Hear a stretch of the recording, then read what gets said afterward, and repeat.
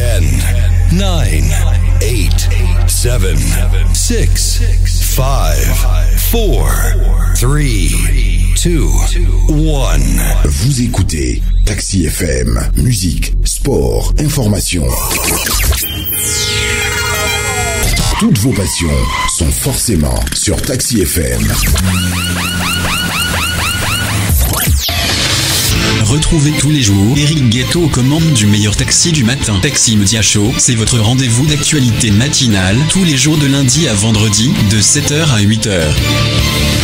Taxi Media Show, information, révélation, décryptage, tout ce qui fait la une est décortiqué par ceux qui font l'actualité. Taxi Media Show, c'est le meilleur taxi du matin. Bon réveil à l'écoute de Taxi FM. Taxi Media Show, le 7h, Irrigator. Taxi Media. Madame, Messieurs, bonjour à tous. Nous sommes très heureux de vous retrouver ce matin sur la radio. Nous sommes en direct de la maison de la radio à Gbalepédo, non loin de la haute autorité de l'audiovisuel et de la communication. Taxi Media Show, c'est pour mieux comprendre l'actualité telle que livrée chaque matin par les rédactions. Aujourd'hui, c'est jeudi 7 décembre 2017. Merci de nous rejoindre à l'heure. Il sonne à 7h, presque 8 minutes à Niekonapoué. Jusqu'à 8h15, Taxi Media Show. Dans les prochaines minutes, dans le tour d'horizon traditionnel des rédactions, 8 rédactions, sinon 7, beaucoup plus, précisément 7 rédactions que nous visiterons ce matin. Gapola.net, Togomedia24.com, La Nouvelle Tribune, Flambeau des démocrates, Actu Express, Économie et développement et chronique de la semaine à visiter. Ce matin, nous reviendrons sur des sujets politiques et sociaux tout à l'heure. Taxi Media Show, Irrigator. Et nous commençons la revue de presse avec le quotidien Liberté qui est dans les kiosques ce matin. Le confrère évoque les préalables au dialogue. Faure Gnassingbé s'oppose à la libération de l'imam de Sokolé. C'est ce que révèle ce matin le quotidien Liberté. Vous lirez l'article à la page 3.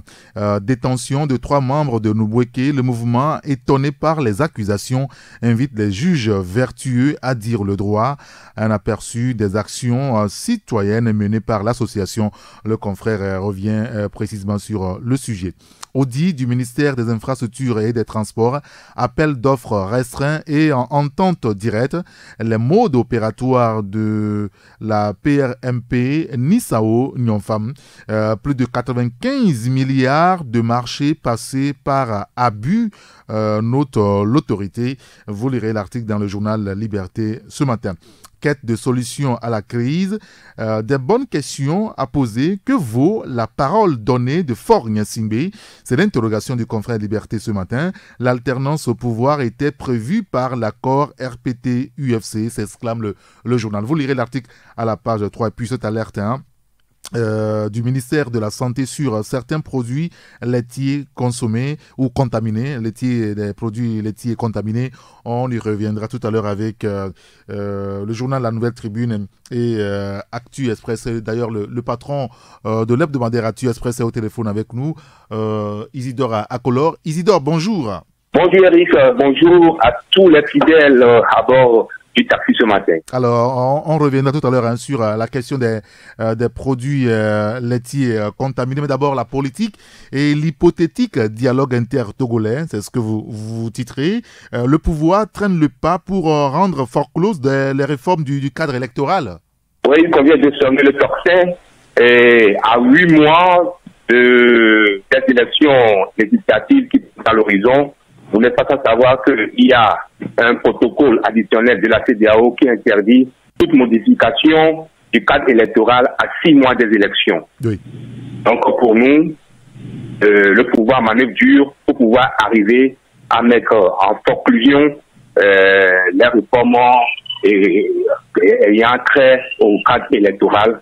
Et comme ça c'était le cas en 2010. Et c'est ce que nous avons relevé dans nos colonnes aujourd'hui, pour pouvoir attirer l'attention de l'opposition sur ce piège à con. D'accord, très bien. Écoutez, on lira l'article dans votre journal ce matin. Et puis un autre aussi, faute de prévenir de nouvelles violences politiques, la médiatrice de la République disqualifiée pour réconcilier les Togolais, c'est votre avis, Ah oui, évidemment. Vous n'êtes pas sans savoir que l'un des piliers de la suite traditionnelle, c'est la la garantie de non-répétition.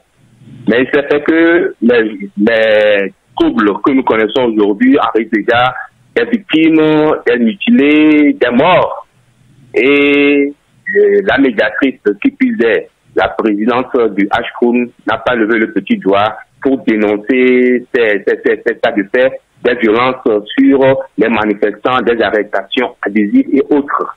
Donc, pour nous, nous pensons que elle est disqualifiée pour opérer, comment dirais-je, non seulement des réformes, mais plutôt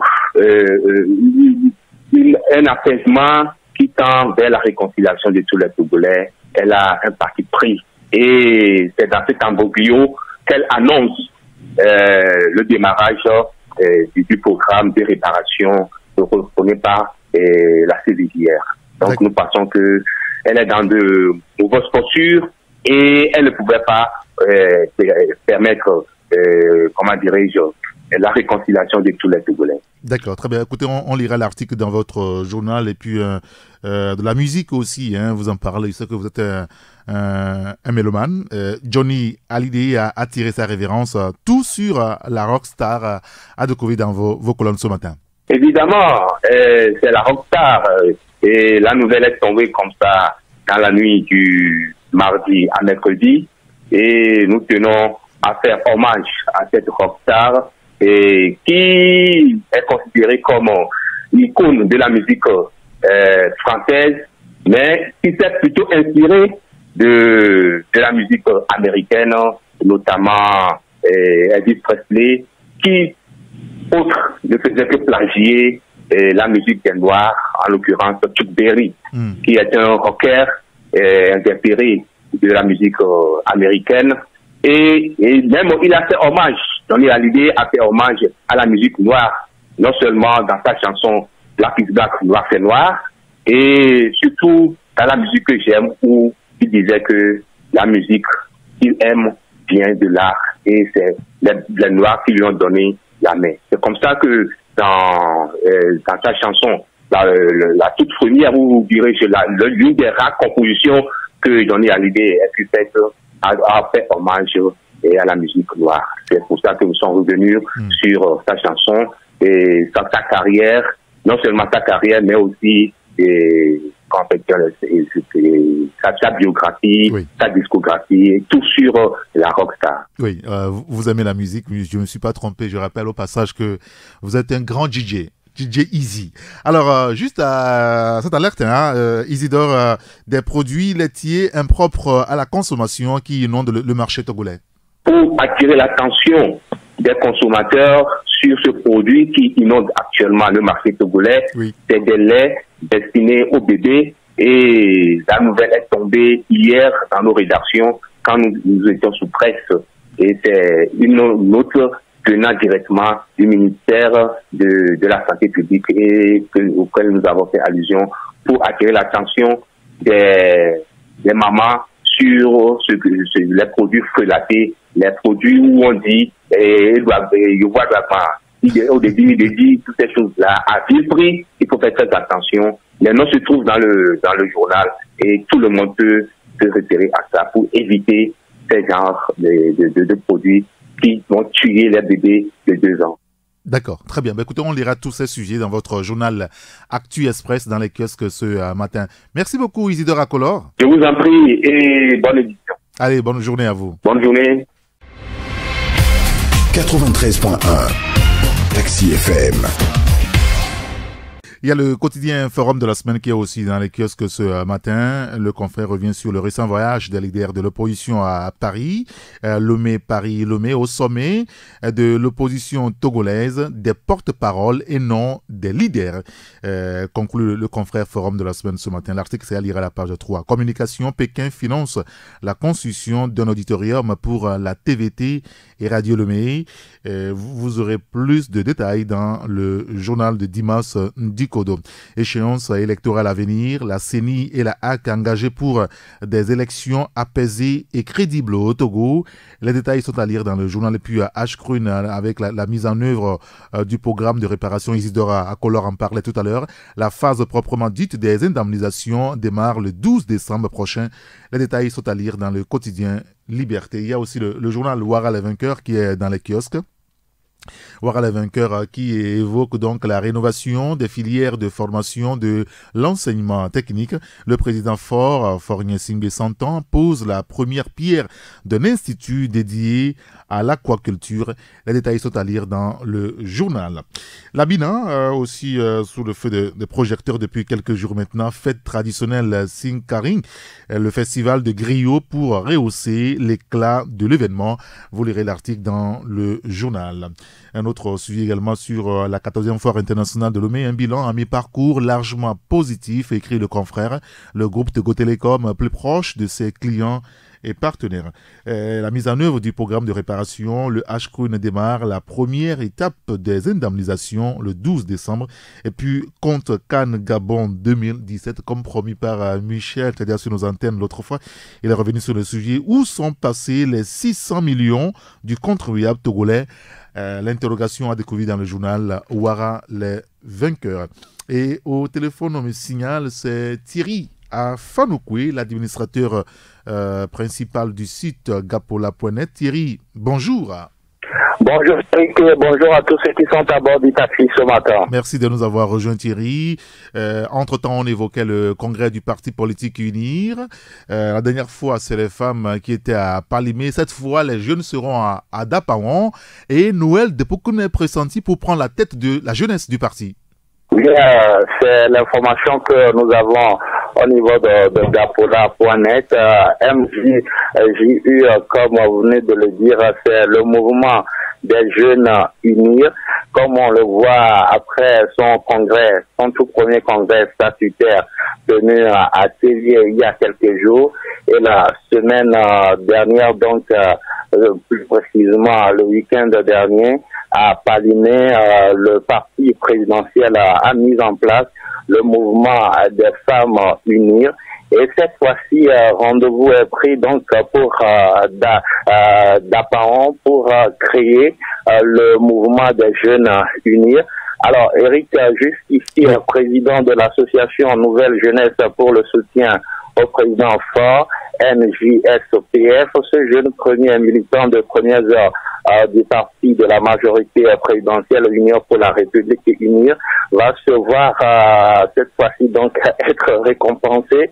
Et c'est ce vendredi à Dapawan, ville située à 650 km de Lomé, la capitale, pour ses multiples soutiens à Faure et Sozina Gnassingbé, président fondateur donc du parti et actuel chef de l'État du Togo. Il s'agit de faire de Noël Depokun, puisque c'est de lui qu'il est question, le tout premier délégué national du mouvement des jeunes unis, MJU, un mouvement qui sera porté sur les fonds baptismaux dans cette ville septentrionale dont il est originaire. Alors, ce vendredi à Dapawan, plus de 600 jeunes de la mouvance présidentielle de toutes les contrées du pays seront donc en congrès pour créer le mouvement des jeunes unis.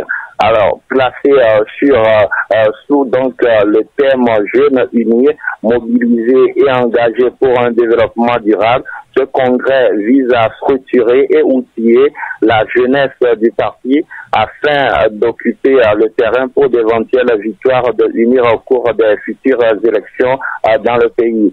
Et tout comme le mouvement des femmes unies, le MJU sera doté d'un bureau, lequel bureau, selon les indiscrétions, sera présidé par Noël Depokun, celui-là qui a toujours mobilisé la jeunesse pour les actions du parti. Tout compte fait, le parti au pouvoir continue donc de mettre en place ces différentes structures, alors que son président, Faure Gnassingbé, est contesté dans la rue depuis le 19 août pour son troisième mandat à la tête du pays. Une contestation qui n'émeut guère Noël Depouken, qui, dans un passé récent, à l'occasion des 50 ans de Faure Gnassingbé, déclarait que leur champion avait encore beaucoup à donner à ce pays, raison de plus que le Créateur lui accorde longue vie. Alors, je le cite rapidement, il disait à l'occasion des 50 ans de Faure Gnassingbé qu'il n'y a pas d'autorité qui n'émane de Dieu. C'est quand ce n'est pas à rien, mais aussi ce n'est pas suffisant. Nous avons imploré Dieu afin qu'il puisse encore donner plus d'années à notre président.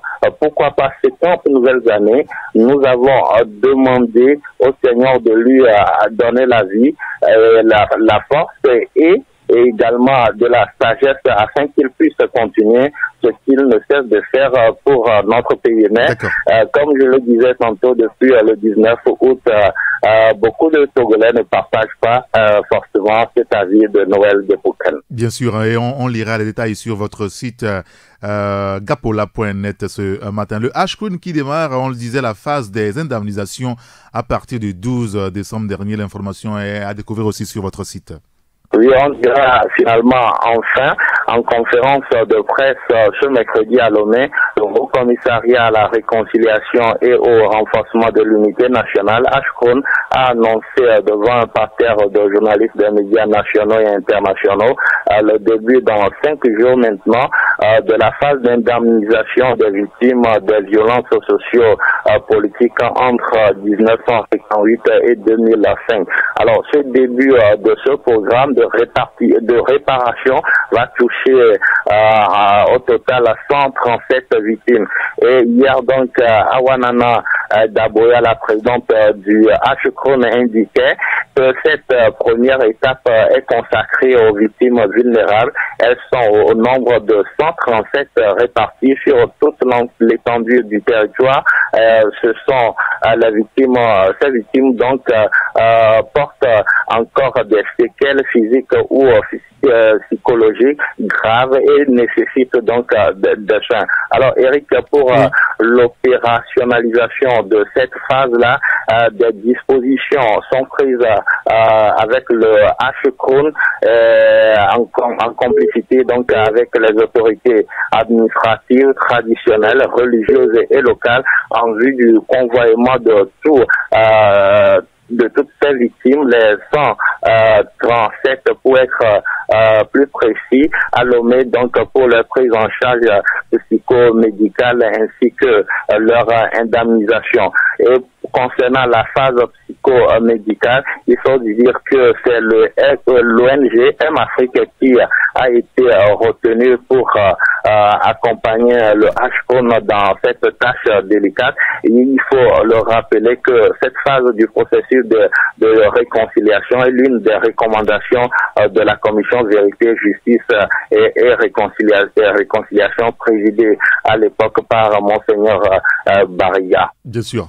Et puis, juste un mot sur les experts du Conseil de l'Entente qui, donc, à Lomé, sont à Lomé pour l'évaluation des activités de l'organisation, Thierry. Tout à fait. Lomé, la capitale du Togo, est de nouveau sollicitée pour la tenue d'une réunion du Conseil de l'Entente. Il s'agit donc de la 13e réunion du comité des experts du Conseil de l'Entente qui s'est ouvert donc hier à Lomé. Durant donc 3 jours, ces experts venus des 5 pays membres du Conseil, il s'agit donc du Bénin, Burkina Faso, Côte d'Ivoire, Niger et le Togo, vont faire donc le point des rapports d'activité du secrétariat exécutif de l'exécution du budget du Conseil, du contrôle, du contrôleur financier, d'audit institutionnel et organisationnel, et de procéder à la nomination d'un commissaire au compte et enfin d'étudier le projet de budget 2018. Alors, à l'ouverture des travaux de cette 13e réunion, Madame Abra Afetchete, qui est la présidente du comité des experts, a invité ses collègues à tout faire pour armer donc le Conseil à surmonter tous les obstacles qui freinent encore la concrétisation des recommandations de la précédente session des ministres, et cela passe nécessairement par la cotisation des États membres du Conseil. Raison de plus, elle a exhorté ceux-ci à régulariser leur situation financière vis-à-vis de l'organisation. Voilà donc, Eric, quelques articles que l'on pourra découvrir ce matin en cliquant sur le www.gapola.net. Bien sûr, et on lira tout cela sur votre site gapola.net. Merci beaucoup Thierry Afanoukoui. Merci à vous et bonne journée. Bonne journée à vous également. Au revoir. Il y a le journal L'Écho du pays qui est aussi dans les kiosques ce matin. Le confrère évoque des questions politiques, bien sûr, quand les manifestations perturbent l'économie nationale. L'article qui a découvert dans le journal est toujours par rapport à la crise politique. La CCIT lance une enquête pour connaître les impacts sur les entreprises. Vous découvrirez tout cela dans le journal à la page 5. Et l'éditorial de notre confrère, les politiques togolais veulent-ils un vrai dialogue? Une interrogation à découvrir dans le journal Écho du pays. Notre troisième rédaction ce matin, c'est le site togomedia24.com. Nous avons au téléphone l'administrateur principal, Aubin Koutélé. Aubin, bonjour. Bonjour Saint-Éric et salut à tous les auditeurs de La Géniale. Merci de nous avoir rejoints. Et vous revenez sur la question de la réconciliation, bien entendu, avec le démarrage mardi prochain de la phase d'indemnisation. Oui, mardi prochain, c'est-à-dire le 12 décembre, va démarrer la phase d'indemnisation des victimes des violences de 2005, particulièrement pour l'année de 2005. Vous savez que après la phase de purification, c'est la phase d'indemnisation des victimes qui va démarrer dans quelques jours. Et c'était hier, l'information a été donnée hier en conférence de presse par le premier responsable du H-Crown. Donc cette phase va prendre en compte 137 victimes qui ont été enregistrées et qui seront prises en charge sur le plan psychologique et médical. Donc c'est la liste de ces victimes peut être retrouvée sur le site internet du H-Crown. D'accord, et puis on lira tout cela sur le site togomedia24.com. Et puis vous revenez également sur ce scandale, puisque c'est l'alerte a été donnée par le ministère de la Santé, les produits laitiers contaminés, et le ministère de la Santé confirme l'alerte justement. Oui, mais vous savez qu'il y a de cela quelques jours, on avait des informations comme quoi certains produits étaient déversés sur le marché mondial. Hier, le ministère de la Santé et de la Protection sociale a sorti un communiqué dans lequel il nous faisait savoir qu'ils ont effectué une descente sur le terrain et que la descente sur le terrain a confirmé quand même qu'il y a des produits laitiers déversés sur le marché qui sont contaminés à la salmonelle. Donc, ils ont demandé à ce que la vente de ce produit soit retirée puis détruite du marché.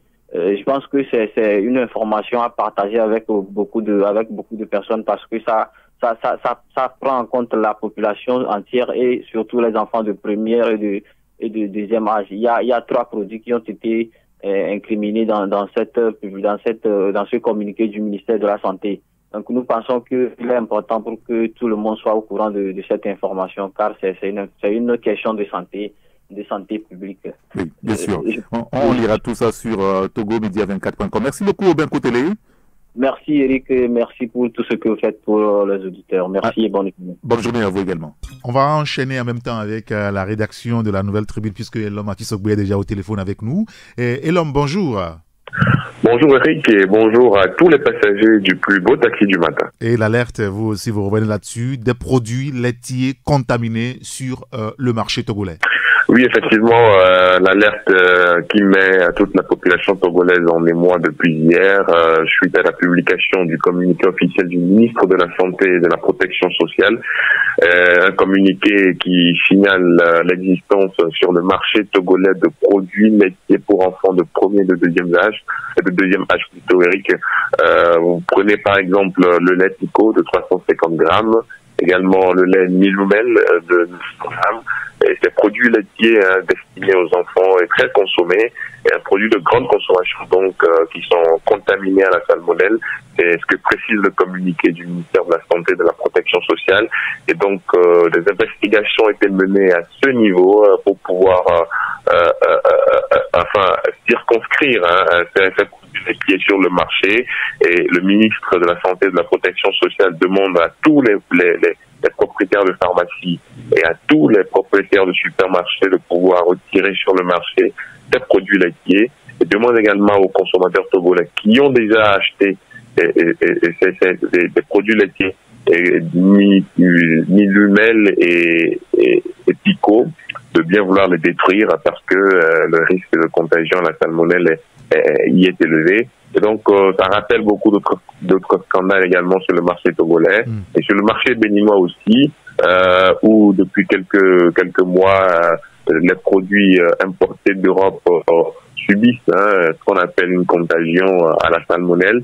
Et donc, c'est quand même une information sur laquelle il faut rester très très alerte pour que les consommateurs togolais soient éveillés dans leurs achats, et surtout qu'il s'agisse des enfants et des produits laitiers destinés aux enfants, des nourrissons de premier et de deuxième âge. Bien sûr, vous parlez là, vous avez mis la photo quand même de ce produit-là à la une de votre journal, Milumel et puis Pico. Et on y reviendra prochainement avec d'autres confrères.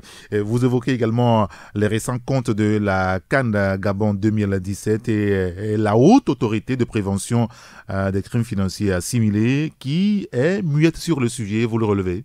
Oui, vous savez, c'est une haute autorité de prévention, de lutte contre la corruption et les infractions assimilées qui a été mise en place en janvier dernier avec des membres qu'on a nommés dont un membre d'une association censée défendre les intérêts des consommateurs.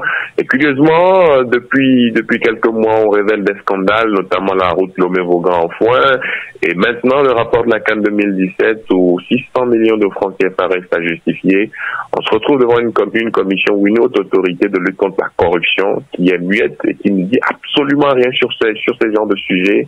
Et depuis la mise en place de cette haute autorité, où le président de cette haute autorité justement a déclaré devant la Cour suprême qu'ils rempliront leur mission avec fidélité, sincérité pour le bien-être des Togolais, le bien-être des consommateurs, on se rend compte finalement que depuis que cette mission a été confiée à cette haute autorité, il n'y a aucun acte officiel qui ait été posé dans le sens du bien-être des consommateurs. Et donc, on revient sur le sujet ce matin pour se demander vraiment si cette haute autorité existe, donc juste pour le décor, ou si réellement elle fait son travail, parce que on ne peut pas comprendre que malgré les scandales qui aujourd'hui, les crimes économiques qui aujourd'hui courent les rues au Togo, on en soit devant une haute autorité de prévention et de lutte contre la corruption et autres infractions assimilées qui ne dit absolument rien, qui se mure dans un silence et qui ne dit, qui ne pipe mot devant tous ces scandales. Et donc aujourd'hui, on constate, comme tout le monde, comme tout Togolais, que c'est une institution budgétivore où les membres ne font absolument rien pour l'intérêt des consommateurs, sinon qu'ils ne communiquent pas assez autour de leurs activités, et parce que jusque-là, ils n'ont posé aucun acte de rappel en faveur du bien-être des consommateurs, que ce soit sur des sujets connexes de scandales, la route Lomé-Vaughan en foin, et maintenant le rapport de la CAN 2017, où ils sont totalement à fond sur le sujet, et c'est la presse et la population elles-mêmes qui se battent pour pouvoir réclamer toute la lumière sur cette affaire ou sur ces différentes affaires. Et donc, ces différentes affaires plutôt. Et donc, dans les prochains jours, on va quand même continuer de tirer la sonnette d'alarme pour que cette haute autorité de lutte contre la corruption, qui est censée lutter contre la corruption sous toutes ses formes au Togo, puisse se réveiller de son sommeil, de sa torpeur, afin que les consommateurs togolais puissent absolument voir clair dans ces différentes différents cas de corruption que j'ai soulevés plus tôt. D'accord, très bien. Écoutez, on lira l'article dans votre journal et puis vous évoquez aussi la crise dans l'éducation, ça dure. Hein, et cette interview de Achoua Acha que vous publiez ce matin. Oui, une interview que nous accordons à Touaka, le porte-parole de la coordination des syndicats de l'éducation du Togo. Une belle interview dans laquelle le porte-parole revient sur les motivations de leur lutte, ce qu'ils réclament principalement, les mouvements de grève, pourquoi les élèves sont dans les rues, parce que dans l'interview on a eu à lui poser la question également de savoir si les enseignants ne se reprochent pas quelque chose dans ces mouvements de rue des élèves où les élèves du public se mettent dehors pour aller déloger leurs camarades du privé parce qu'il n'y a pas leur cours. Et donc, il a répondu également à toutes ces questions. Il a répondu à la question du statut particulier. C'est là où il a dit que, oui, les conditions de vie et de travail des enseignants ont été légèrement, ont connu quelques avancées, quelques légères avancées, mais que beaucoup reste à faire, notamment le statut particulier et ses avantages qu'il continue de réclamer. Et je tout porte à croire maintenant que c'est le statut particulier des enseignants qui constitue la forme de discorde. Et puis quelque part, il a rappelé qu'il voulait que les enseignants voudraient bien que le statut particulier remis au Premier ministre.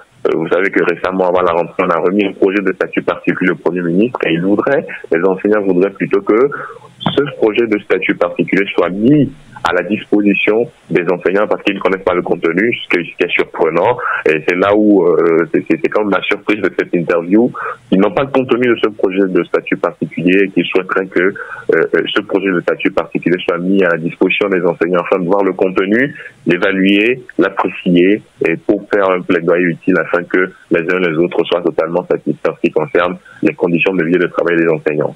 Et également, par rapport au risque d'une année blanche qui couvre au Togo, il a dit qu'il ne souhaiterait pas qu'il y ait une année blanche au Togo. Mais toujours est-il que après ces 4 jours de grève décrétés par les enseignants, il a dit que le mouvement risque de se durcir dans les prochains jours si rien n'est fait pour trouver une solution définitive à leurs problèmes. Donc c'est ça qui est inquiétant et on appelle les autorités togolaises à prendre langue avec les enseignants afin que les élèves puissent reprendre les cours et dans des conditions acceptables et acceptées de tous.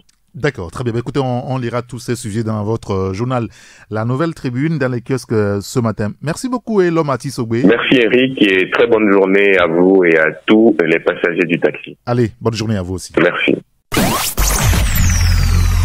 10, 9, 8, 7, 6, 5, 4, 3, 2, 1. Vous écoutez Taxi FM, musique, sport, information. Toutes vos passions sont forcément sur Taxi FM.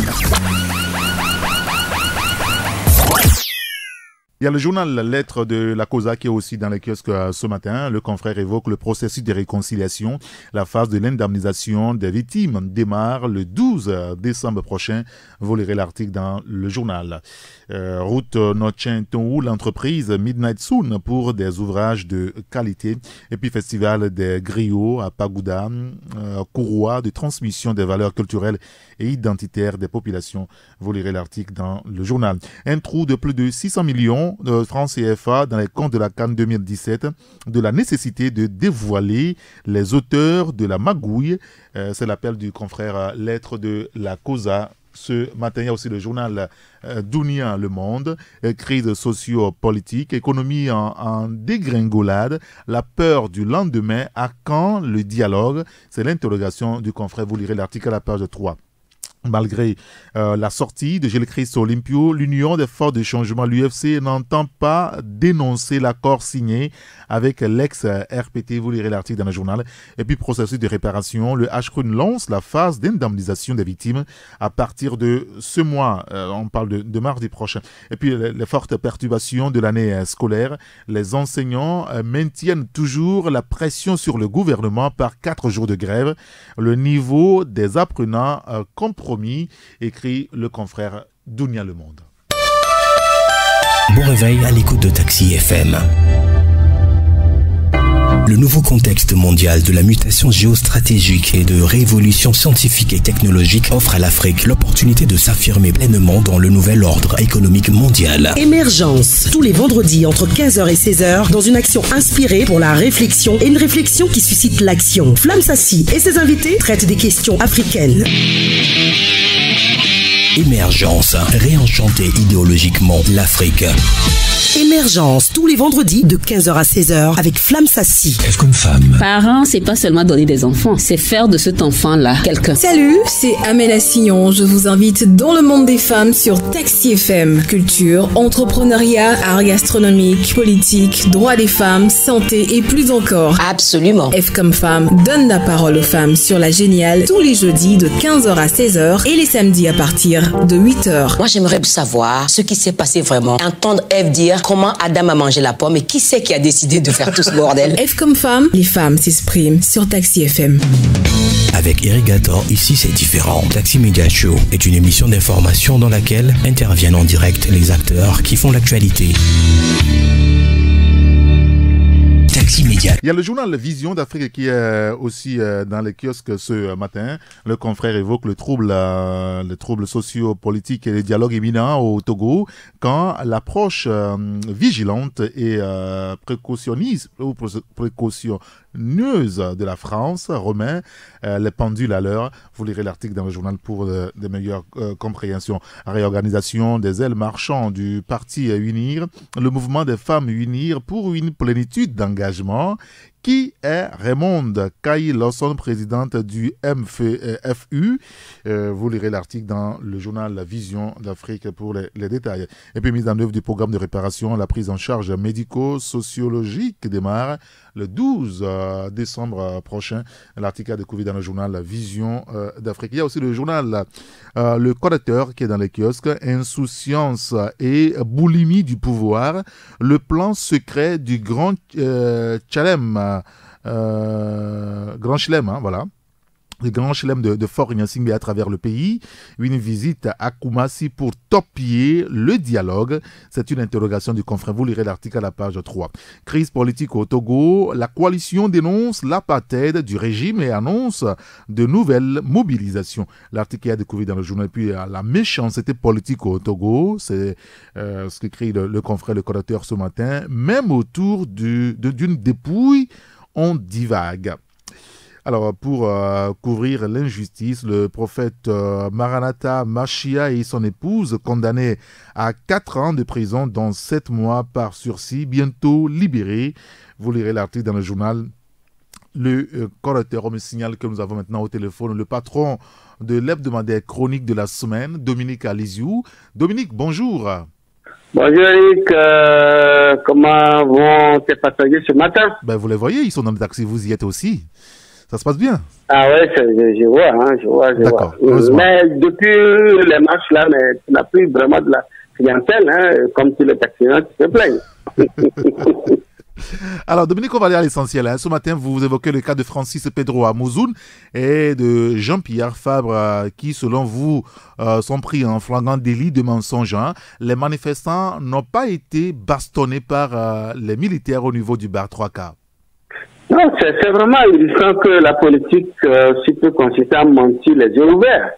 Et c'est ce à quoi nous assistons parce que les événements de samedi, moi j'ai des amis dans le secteur, j'étais même allé là aux environs de 19h30, juste après le blocage de la route.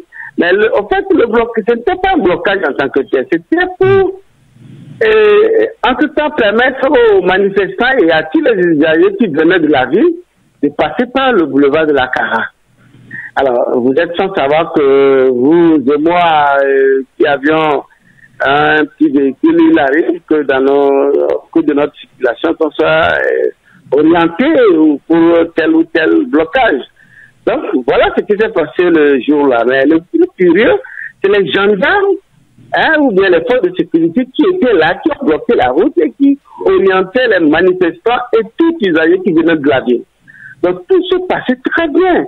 Et tous ceux qui venaient allaient passer sur le boulevard de la Cara sans rien dire. C'est lorsque Jean-Pierre Fabre a apparu avec son cortège que les choses ont semblé dégénérer, mais ce n'était pas aussi grave que ça. Puisque le chef de file de l'opposition est sorti de sa voiture et un officier de la gendarmerie s'est approché de lui pour savoir, et à lui, il lui a demandé pourquoi ce blocage. Lui a dit que bon, il a reçu des ordres, donc ce qui a lieu, c'est que le passage n'est pas là.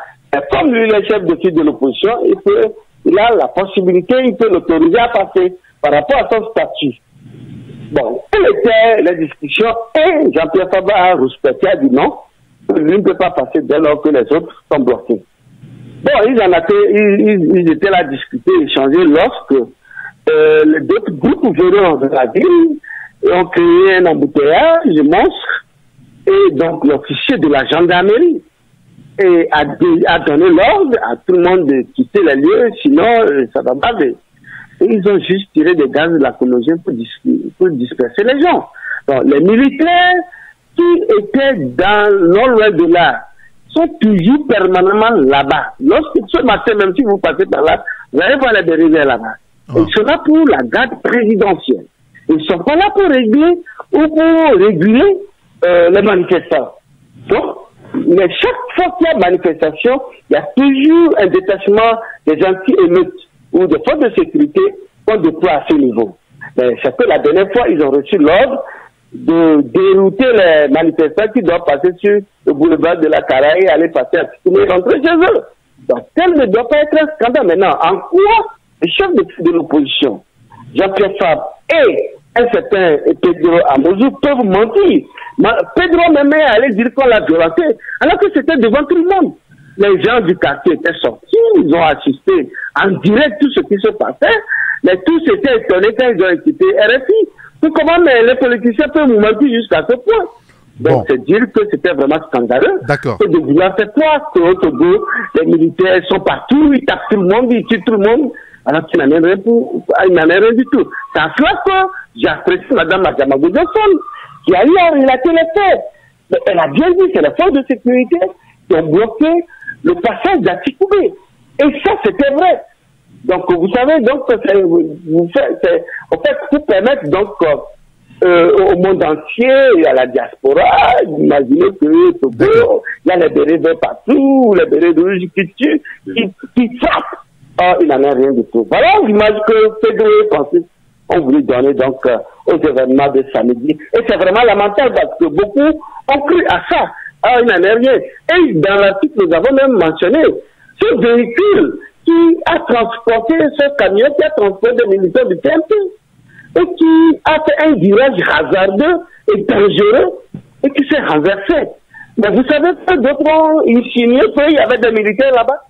Alors que pour qui connaît le quartier à Diri, il n'y avait aucun militaire le jour là-bas. Et même certains journaux sont allés même dire qu'il y avait des militaires dans la pick-up. Tout ça là, c'est pour faire croire que bon, ben, pour vous, ça, des militaires partout. Oh, c'est du bidon. D'accord. Il fallait quand même que le fasse savoir au public et au monde entier qu'il y a des politiciens menteurs comme Jean-Pierre Favé, de faire croire. Dominique, on a compris, en tout cas on lira l'article à la page 3 de votre journal dans les kiosques ce matin. Vous revenez aussi sur la crise socio-politique togolaise au menu du 18e dialogue entre le Togo et l'Union européenne. Le gouvernement qui rassure, l'Union européenne qui promet de son côté son soutien infaillible. Hein.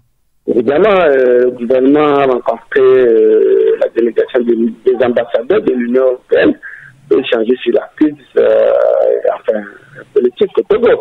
Et donc, à l'issue de cette rencontre, la chef de la délégation de l'Union européenne du Togo a déclaré que, bon, ils sont de cœur avec le peuple togolais, ils n'ont pas la solution à proposer. Il revient donc aux Togolais eux-mêmes de proposer la porte de sortie. Et ça, je crois que lorsque nous nous référons donc à la tête d'Emmanuel Macron, qui a bien dit que seules les élections transparentes peuvent permettre donc au peuple de décider de conserver l'ancien régime ou de passer à l'alternance. Donc je crois que c'est dans ce ciment que se retrouve donc cette rencontre avec la déclaration de la chef de la délégation de l'Union européenne. Donc il a attendu que l'opposition qui aujourd'hui, malgré le processus de dialogue qui est en cours, mobilise encore ces manifestants, ces militants, qui ne cessent de qualifier du peuple. Moi, j'appelle ça les militants de leur parti. Donc, et qu'ils comprennent que aujourd'hui, nous sommes vraiment à la veille des fêtes de fin d'année. Oui. Les Togolais et les Togolais ont besoin de faire des activités pour essayer d'engranger quelques bénéfices. Mais malheureusement, ces marches obstruent, bloquent toute activité. Et c'est vraiment dommage. Je suis étonné que Jean-Pierre Fabre et ses affidés ne prêtent pas oreille au cri de détresse de ce peuple, de ce vrai peuple qui est là et qui souffre juste à cause de leur marche. Donc voilà ce que nous avons essayé d'en parler dans cette page. Bien sûr, on lira l'article aussi dans le journal. Et puis l'autre sujet, c'est par rapport donc à la sortie de crise apaisée au Togo, des organisations de la société civile burkinabé qui appellent donc au dialogue inclusif. Justement, il y a deux organisations de la société civile burkinabé ont envoyé une déclaration, un communiqué que nous avons passé dans notre journal, et ils appellent au peuple togolais à un dialogue. Il s'agit de l'ADP et de TCP. Donc, c'est deux organisations de la société qui ont participé à l'insurrection burkinabé et trouvent vraiment bien ce qui se passe au Togo, parce qu'aujourd'hui, les burkinabés, en fait, selon certaines informations, se réclament le retour de Blaise Compaoré, parce qu'il n'y a pas eu alternance, contrairement à ce que les gens font croire. Il n'y a pas alternance au Burkina Faso. C'est le même régime de Blaise Compaoré qui est en place, avec ses collaborateurs, notamment Christian Kaboré, qui était son ministre, son président de l'Assemblée nationale. Donc, aujourd'hui, les Burkinabés n'ont rien qui a changé dans leur quotidien. Et beaucoup respectent et s'indignent. Et donc, eux, ayant l'expérience de cette insurrection que recherche notre opposition, et ils se disent qu'il est temps quand même d'attirer l'attention des Togolais de la nécessité d'aller dialoguer. Ils ont interpellé l'IA, la CEDEAO pour accompagner le Togo. Et surtout, ils ont fait savoir que le Togo étant un point névralgique de l'importation des produits de première nécessité dans leur pays, donc il était vraiment urgent qu'ils puissent apporter donc leur appui au processus de dialogue lancé par-ci, par-là, par de bonne volonté. D'accord. Et puis on vient d'apprendre que le gouvernement tient d'ailleurs une conférence de presse ce matin à 10h à la grande salle de la primature. Une conférence de presse sur la situation socio-politique, notamment la question du dialogue politique. Devant la presse, le gouvernement présentera le point qu'il ira défendre au cours des prochaines discussions politiques. Seront autour de la table le ministre Gilbert Bawara, le ministre Guy Madjé Lorenzo, celui de la sécurité Yark Damran et celui de l'administration territoriale Payadoa Boukessi. Écoutez, Dominique, merci pour votre disponibilité ce matin. Merci Eric, n'oublie pas de dire à tes taximans de bien attacher la ceinture. Bien sûr, comme toujours le cas quand vous prenez Taxi Média Show. Et bonne journée Dominique. Bonne journée Eric. Taxi FM, toujours premier sur l'info. Il y a le journal Le Changement qui est aussi dans les kiosques ce matin pour des revendications légitimes, l'opposition et les élèves dans la rue, mais l'armée pour la répression se désole presque le confrère Le Changement ce matin. Répression des militants de l'opposition samedi dernier, une manœuvre pour amener l'opposition à boycotter le dialogue. On lira l'article dans le journal. Surprise, avant l'ouverture du dialogue, la CENI et la HAC affûtent leurs armes pour les élections, alerte le journal. Et puis après 17 marches, l'opposition maintient toujours la pression de nouvelles manifestations prévues pour les 13, 14 et 16 décembre. Le journal Le Changement en parlait. Et nous avons au téléphone notre sixième rédaction ce matin, c'est Flambeau des démocrates. Loïc Lawson. Bonjour Loïc. Bonjour Eric Gator, bonjour à tous les passagers du super taxi matinal, comme dit mon ami Aliou Tchakala. Oui, le patron de l'hebdomadaire Courrier de la République, vous avez bien dit. Et votre éditorial ce matin est consacré à la presse togolaise. Loïc, la presse togolaise, une question de modèle finalement. Oui, tu sais que tu n'es pas sans savoir, Eric, que c'est aujourd'hui, c'est cet après-midi que s'ouvrent les 4e journées des journées portes ouvertes de la presse togolaise. Et événement assez grandeur nature, parce que depuis 4 ans, la presse togolaise a pris sur elle de s'ouvrir au public. La presse togolaise, toutes tendances confondues, bien sûr. Et je crois que l'un des objectifs de cet événement assez noble et grandiose, c'est de redorer surtout l'image de la presse togolaise, de susciter l'envie chez les jeunes apprenants à la profession, d'adhérer à cette profession. Mais tu sais, la question qui se pose de tout ça, c'est la question, c'est justement la thématique ou le problème du modèle qu'est la presse togolaise, que doit être la presse togolaise pour les jeunes et les futurs journalistes, les futurs animateurs, les futurs présentateurs et tout ce que tu sais, tous ces techniciens et consorts.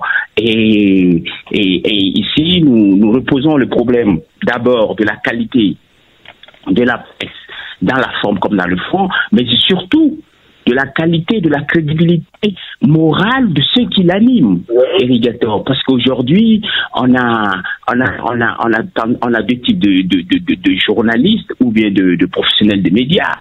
Ceux qui veulent faire leur travail avec assez de rigueur, assez de professionnalisme, sans courir derrière le bien matériel, et ceux qui, en réalité, sont venus dans la profession pour se faire ce qu'on appelle de croire qu'ils peuvent se faire de l'argent. Alors qu'en journalisme, on ne vient pas pour s'enrichir, on vient pour faire un travail assez noble. Et là, nous disons, la jeune garde montante, qu'elle fera, quel modèle elle doit suivre? Est-ce le modèle de ceux-là qui, en un temps record, créent une entreprise de presse et courent pour s'enrichir, ou ceux-là qui se battent nuit et jour pour redorer l'image de la presse togolaise en faisant du bon boulot, en se contentant de rester journaliste et rien que journaliste. Nous lançons le débat et nous pensons qu'au cours de ces journées portes ouvertes, même si la thématique n'est pas à l'ordre du jour, que dans les discussions B2B ou bien dans les discussions en groupe, et que le débat va être lancé. Bien sûr, et je rappelle juste que la cérémonie d'ouverture, c'est cet après-midi à partir de 14h30 au niveau de l'Agora Senghor, Loïc. L'autre sujet à évoquer avec vous, c'est par rapport donc au rapport d'achèvement du PDC+. La vérité des chiffres, vous revenez là-dessus? Oui, nous sommes revenus sur le PDC. Tu sais, ce projet a été lancé en 2012. Il a aujourd'hui 5 ans. Et je crois qu'il est il est arrivé pratiquement à terme. Et le projet PDC, qui est un projet de développement communautaire et des filets sociaux, se veut un projet, en tout cas, proche des populations les plus vulnérables, c'est-à-dire les populations à la base. Et selon le rapport d'achèvement qui a été remis à la Banque mondiale, les résultats, selon les organisateurs et l'institution mondiale de Bretton Woods, c'est que les chiffres sont plus qu'élogieux, puisqu'ils étaient partis pour financer 320 projets. À la fin, ils ont financé près de 350, et le projet était censé créer quelque chose de 1000 emplois indirects. Ils sont allés à près de 12 000 emplois indirects, et tu vois, la Banque mondiale étant satisfaite, en tout cas des résultats sur le terrain, a même décidé de financer 2 nouveaux projets. Nous disions qu'il était nécessaire de revenir un peu maintenant, qui appose par rapport à la politique, de revenir un peu sur ce qui concerne un peu le développement socio-communautaire de notre société, parce qu'en réalité, le problème du Togo, c'est aussi cela, c'est la misère, c'est la précarité, c'est le manque d'emploi, et surtout dans les zones les plus reculées. Et nous avons voulu faire un zoom sur ce qui se passe au niveau du PDC. D'accord, très bien. Et puis, l'autre studio aussi qu'on pourra lire dans votre journal, c'est une question de santé, la journée mondiale de lutte contre le sida. La réticence des autorités togolaises au dépistage public, c'est le mauvais exemple, Loïc. Oui, un très mauvais exemple. Et je ne sais pas si Rigato, tu as déjà vu une autorité togolaise, une autorité publique togolaise faire son dépistage public. Non. Vous voyez que chaque année, chaque 1er décembre, on parle de la journée mondiale du sida. En tout cas, les associations de lutte contre la maladie et tous les partenaires, les médias, tout le monde s'y met pour parler, sensibiliser les autorités en premier, parce que ce sont elles qui vont négocier au niveau du Fonds mondial pour, comment vous appelez, les moyens ou l'argent pour venir en aide aux personnes vivant avec le virus et consorts, et même pour lutter pour sensibiliser contre la maladie. Mais ailleurs, sous d'autres cieux, nous avons fait une remarque, c'est qu'ailleurs, c'est les autorités politiques ou je ne sais pas quoi qui sont les premières à donner l'exemple. Quand vous dites jeunes, allez vous dépister. Quand vous dites à des personnes, allez faire votre dépistage, vous bombardez les jeunes avec des publicités à la télévision pour dire que connaître son statut sérologique, c'est une bonne chose, c'est ci, c'est ça. Et que vous qui êtes les plus dirigeants, vous n'êtes pas en mesure d'aller faire votre dépistage public, il y a un problème qui se pose. Moi, j'ai vu ailleurs, que ce soit à Dakar, que ce soit dans d'autres pays, plein que je peux citer encore, même au Bénin ici, en Côte d'Ivoire avec Ouattara, mais attends, les ministres de la Santé, les premiers ministres, et même le président de la République vont faire le dépistage public. Je ne dis pas que le résultat doit être rendu public, mais au moins, le geste pour encourager les autres à y aller, il faut le faire. C'est comme, je ne sais pas, je ne sais pas comment vous appelez ça, le médecin qui demande à un patient ou qui souhaite à ce que son patient fasse un test de dépistage, mais lui-même ne l'a jamais fait, ou bien a peur de le faire. Et nous disons que c'est une mauvaise chose. Au Togo, moi, je ne l'ai pas vu. J'ai vu l'autre fois en France Macron faire son test de dépistage de manière publique. Mais au Togo, j'ai jamais vu même un directeur d'un département faire son test public. Et je me dis, mais qu'est-ce qu'on nous cache? Qu'est-ce qui ne va pas? Pourquoi est-ce que les autorités, elles n'ont pas, on ne doit pas les sensibiliser? Est-ce qu'elles ne sont pas vulnérables au VIH? Je dis, il faut, honnêtement, nous pensons qu'il faudrait que le bon exemple vienne des autorités. À commencer par d'abord le ministre de la Santé. Et tous ceux qui suivent, les membres du gouvernement peuvent, de manière publique et unanime, ensemble, faire leur dépistage devant les caméras. On ne dit pas de rendre les résultats publics. Mais c'est comme ça se fait ailleurs. Mais on ne peut pas tout le temps dire aux jeunes à l'université, les jeunes étudiants, je ne sais pas quoi, les femmes au marché, allez faire votre dépistage et vous-même, vous ne montrez pas la voie. Nous, c'est un peu un coup de gueule pour dire, écoutez, le bon exemple doit venir d'abord de vous qui êtes nos autorités. Allez faire votre dépistage de manière publique, comme ça la jeunesse et tous les autres vont suivre. D'accord, très bien. Loïc, on a compris. En tout cas, on lira votre coup de gueule dans le journal. Juste un mot sur le dialogue Togo-Union européenne. Les diplomates européens inquiets de la situation au Togo? Oui, tu sais que chaque année, il y a cette rencontre bilatérale entre le Togo et l'Union européenne et pour essayer de passer en revue tous les problèmes sociopolitiques, le partenariat entre les deux institutions, les deux pays, l'institution européenne et le Togo.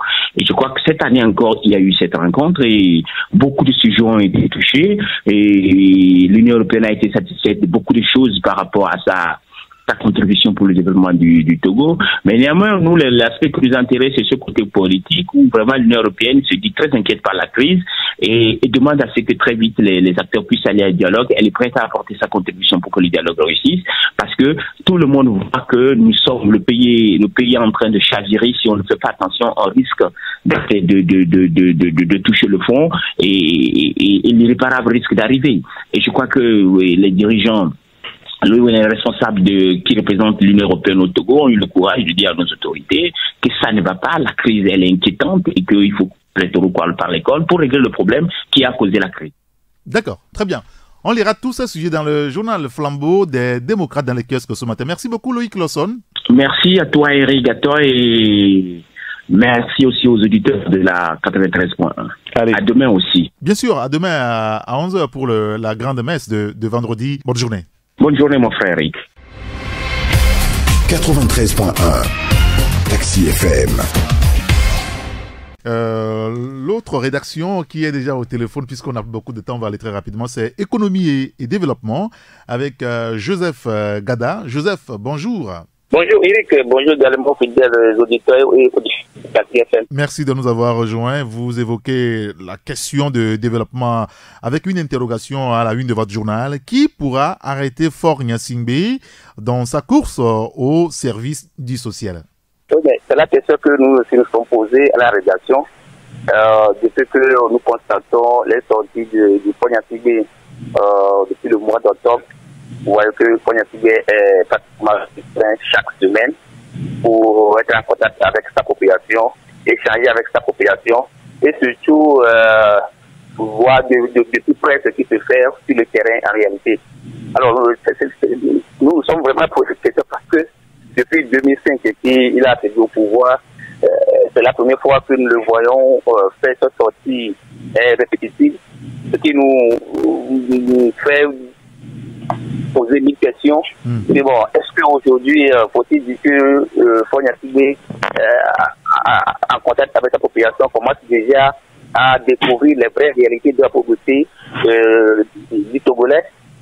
Et la deuxième question que nous sommes posées est de savoir est-ce que le parti au pouvoir, le parti Béni, à travers cette sortie, commence déjà à préparer les élections locales, les élections législatives de 2018.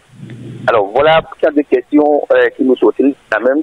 Mais nous avons essayé de faire le développement pour dire qu'aujourd'hui c'est vrai qu'avoir les marches qui chaque jour s'organisent au niveau de l'opposition, le pouvoir n'a pas aujourd'hui autre chose que d'aller vers le contact, d'aller vers la population, échanger avec la population et juste quand même pour pouvoir renouveler sa confiance à cette population. Et vous avez constaté que le chef d'État a commencé surtout par l'intérieur du pays. Quand quelqu'un dit que l'électorat du parti au pouvoir c'est à l'intérieur du pays. Alors, selon nos discussions, ces inaugurations vont continuer dans les jours à venir avec les ouvrages sociaux communautaires du PUDC qui s'annoncent bientôt. Alors, la question de savoir est-ce que Faure Gnassingbé va s'arrêter le plus tôt possible jusqu'en 2020.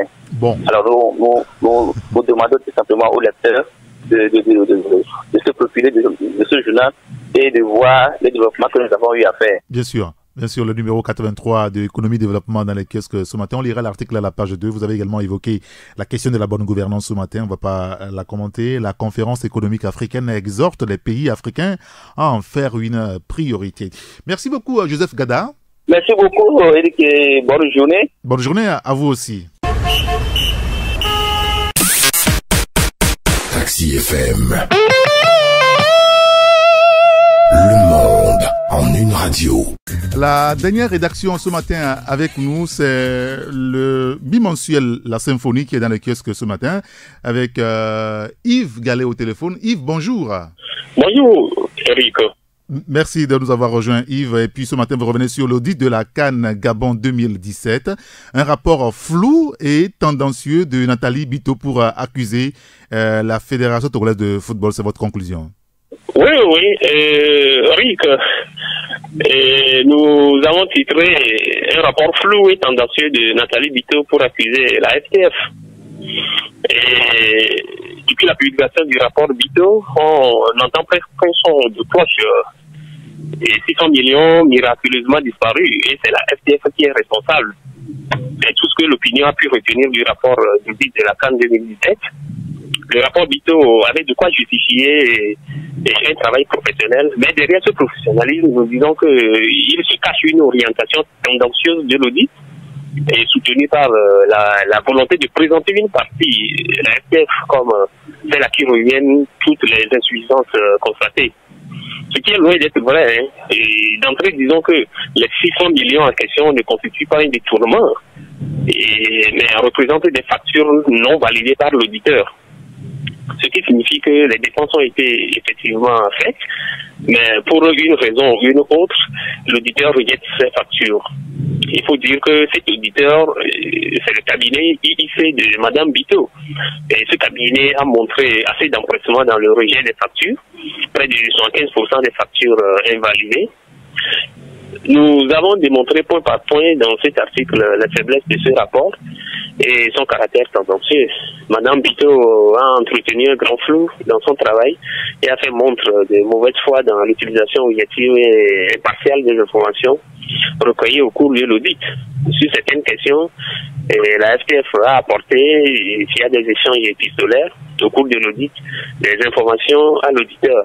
Mais dans son rapport, on ne retrouve aucune trace de ces informations, seulement que des accusations.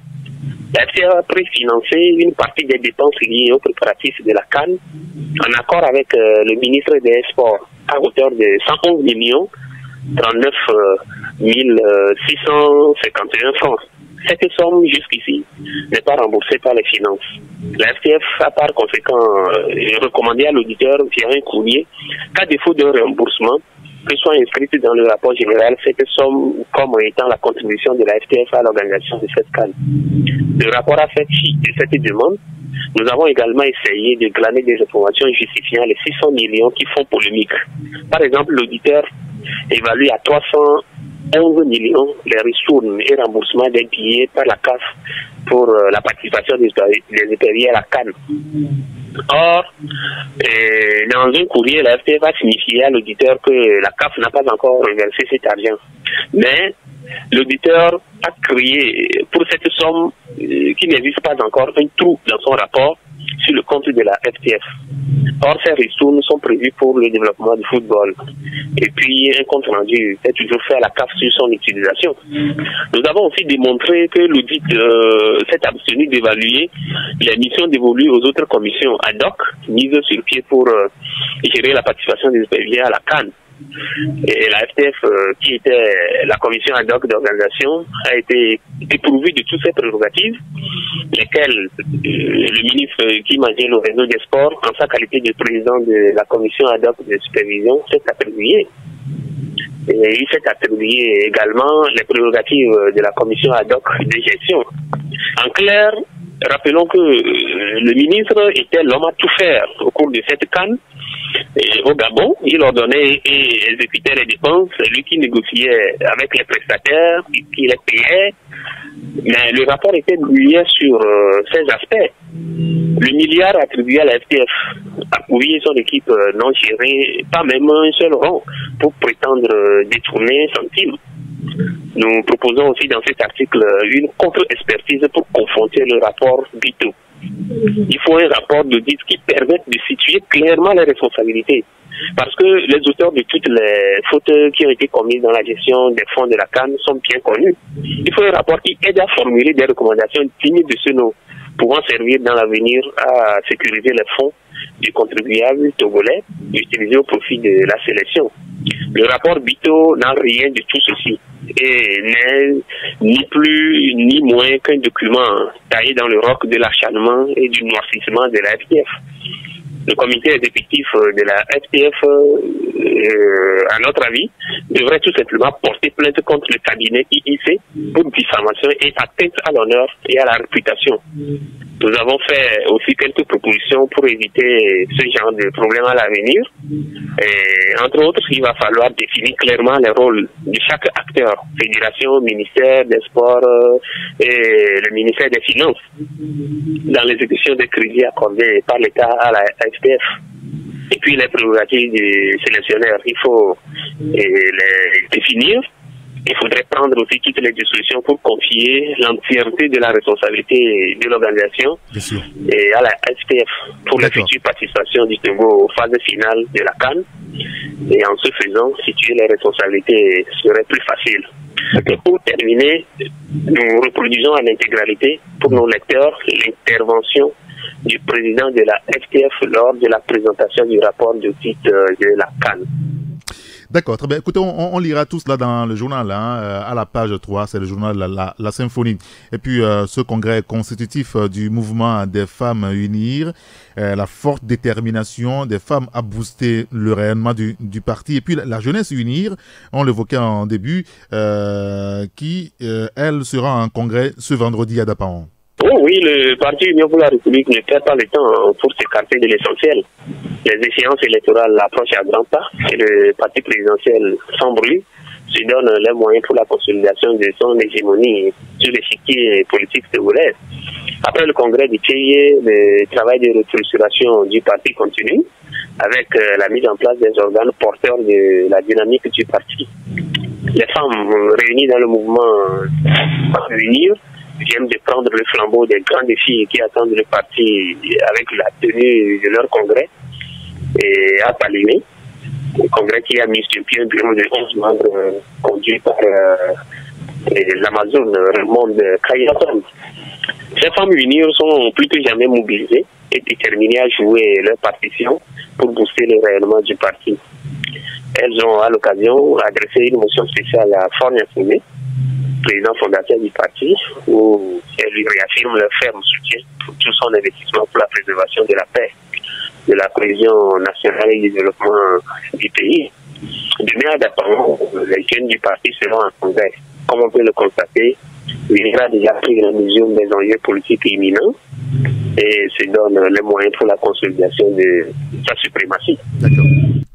Très bien. Et puis, cet article à lire dans votre journal, La vraie sorcellerie, c'est quand on dit oui au dialogue, mais on continue de marcher. Oui, quand on fait de la politique, il faut toujours dialoguer. Oui. Et cette déclaration est signée Jean-Pierre Favre, c'était hier. Et puis au cours de la conférence de presse animée le mardi, la coalition des 14 partis de l'opposition a réaffirmé sa volonté à dialoguer. Et depuis quelques semaines, on constate que des actions fortes sont menées et des actes forts sont posés pour dresser la table des discussions. Et si l'opposition de la rue, entre griffes, a longtemps affiché son hostilité à dialoguer, elle a fini par engager les démarches qui ouvrent la voie au dialogue. Mais sans doute, ils sont pris dans l'engrenage de l'idéologie extrémiste et les leaders de l'opposition de rue ont de la peine à rompre avec la ligne dure pour se montrer réalistes au vu des réalités et de la nouvelle donne politique. Et cette nouvelle donne, c'est la dictature de l'urgence, c'est le dialogue, rien de plus.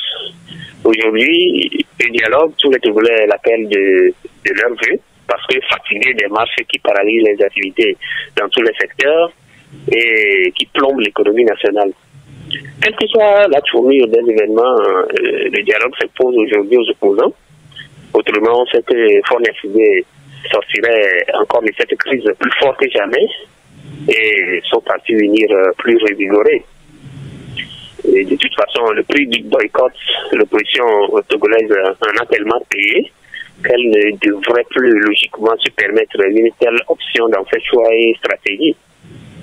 Et l'opposition n'a pas le choix, hein. Elle doit aller au dialogue et arrêter de perdre du temps et même de l'argent togolais avec des marches qui finalement n'ont plus de sens. D'accord. Et la vraie sorcellerie, c'est quand on dit oui au dialogue, mais on continue de marcher pour des solutions qu'on peut obtenir par le dialogue. Et ça, c'est un internaute qui l'a écrit sur sa page Facebook que nous avons piqué. D'accord, très bien, très bien. En tout cas, on lira l'article dans le journal La Symphonie, dans les kiosques ce matin. Merci beaucoup, Yves Gallet. Merci, Eric. Allez, bonne journée. Et c'est la fin de Taxi Media Show de ce jeudi. On a pris plus de temps que prévu. Merci quand même à vous de nous avoir suivis. On rappelle juste que dans les kiosques ce jeudi, pas mal de journaux. Hein. Vous avez La Symphonie, Économie et Développement. Vous avez le journal Vision d'Afrique aussi, l'hebdomadaire Dunia Le Monde, l'hebdomadaire Lettres de la Cosa. Il y a le journal Écho du pays. Il y a aussi Ouara, les vainqueurs, chronique de la semaine. Le correcteur est dans les kiosques, le quotidien Liberté, le quotidien Forum de la semaine, l'hebdomadaire La Nouvelle Tribune, Flambeau des démocrates et le journal Le Changement. Vous pouvez également jeter un coup d'œil sur les sites comme gapola.net, togomedia24.com, radiotaxifm.com ou taxifm.tg. Merci à Emmanuel Lafanagwe qui a assuré la coordination technique, qui a remplacé en temps Jack Prosper. Merci à vous de nous avoir suivis. Tout à l'heure, juste après nous, à 9h, d'abord tout à l'heure, c'est Emmanuel qui vous reprend pour la suite et la fin de la matinée. À 9h, la salle de rédaction vous retrouve pour on va dire, le bulletin d'information. À 11h, je vous retrouve avec notre invité ce matin. Je recevrai comme invité Dr Gada Ekoué Foli, politologue. Avec lui, nous reviendrons sur la situation de crise au Togo. On abordera pas mal de sujets. Donc, vous restez avec nous à 11h pour l'émission Taxi Presse de ce jeudi. 10, 9, 8, 7, 6, 5, 4, 3, 2, 1. Vous écoutez Taxi FM, musique, sport, information. Toutes vos passions sont forcément sur Taxi FM.